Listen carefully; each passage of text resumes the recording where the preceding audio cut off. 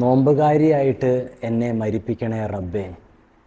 30 വർഷമായിട്ടുള്ള തേട്ടം ഹിജറ 208 63-ാമത്തെ വയസ്സിൽ റബ്ബ് ആ ദുആക്ക് ഉത്തരം കൊടുത്ത് നഫീസ ബീബി റളിയല്ലാഹു അൻഹ അള്ളാഹുവിൻ്റെ റഹ്മത്തിലേക്ക് യാത്രയായി. തികച്ചും ഭക്തി നിർഭയമായ ജീവിത ശൈലിയായിരുന്നു മഹദിയുടേത്. 10-ാമത്തെ വയസ്സിൽ ഖുർആൻ മുഴുവനും മനഃപ്പാഠമാക്കുകയും 15-ാമത്തെ വയസ്സിൽ ഇസ്ലാമിക നിയമങ്ങളിൽ ഏത് വിഷയങ്ങൾക്കും ഫത്വ പറയാൻ പാകത്തിന് അറിവ് കരസ്ഥമാക്കിയ വനിത. തൻ്റെ ജീവിതത്തിൽ 5 കാര്യങ്ങളിൽ അതീവ ശ്രദ്ധ ചെലുത്തിയിരുന്നു മഹദി അവറുകൾ. 1. അറിവ് കരസ്ഥമാക്കാനും അത് മറ്റുള്ളവരിലേക്ക് എത്തിക്കാനും എപ്പോഴും സമയം കണ്ടെത്തിയിരുന്നു. 2.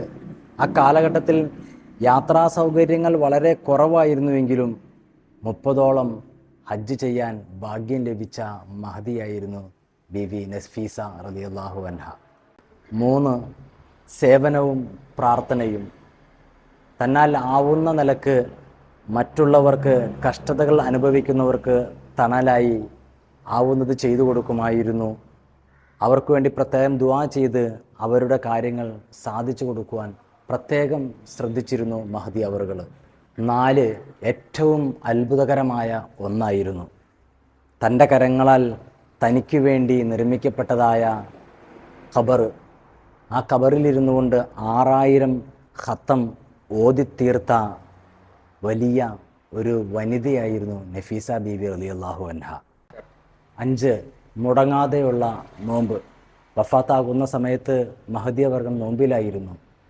ഗുരുതരമായ രോഗാവസ്ഥയിൽ കൂടെയുള്ളവർ പറഞ്ഞു നോമ്പ് മുറിക്കൂ എന്ന് പറഞ്ഞപ്പോൾ താൻ 30 വർഷമായിട്ട് റബ്ബിനോട് ചോദിക്കുന്ന ഒരു കാര്യം, ആ റബ്ബിനെ നേരിട്ട് കാണാനുള്ള ഒരു അവസരം എനിക്കെത്തുമ്പോൾ നോമ്പ് മുറിച്ചിട്ട് റബ്ബിൻ്റെ അടുക്കലേക്കുള്ള യാത്രയോ, എനിക്കതിന് കഴിയുകയില്ല എന്ന് പറഞ്ഞുകൊണ്ട് വെള്ളം കുടിക്കാതെ നോമ്പിലായി അള്ളാഹുവിൻ്റെ അടുക്കലേക്ക് യാത്രയായി.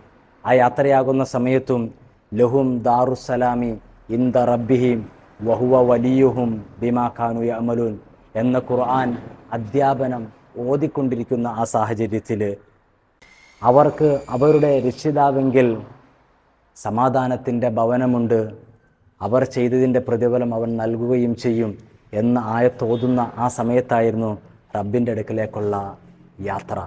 വല്ലാത്തൊരു യാത്ര, ആരും ആഗ്രഹിച്ചു പോകുന്ന യാത്ര. അല്ലാഹു സുബ്ഹാനഹു വ തആല ആ മഹദിയുടെ ദർജ ഉയർത്തി കൊടുക്കുമാറാവട്ടെ. റമളാൻ 15 ആ മഹദിയുടെ വഫാത്ത് ദിനം. ആ മഹദിക്ക് വേണ്ടി ഒരു ഫാത്തിഹ ഓതാൻ നമുക്ക് കഴിയണം. ആ മഹദിയെ സ്നേഹിക്കുവാൻ നമുക്ക് കഴിയണം.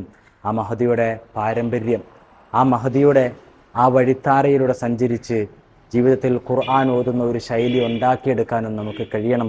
അല്ലാഹു സുബ്ഹാനഹു വ തആല സ്വീകരിക്കുമാറാവട്ടെ.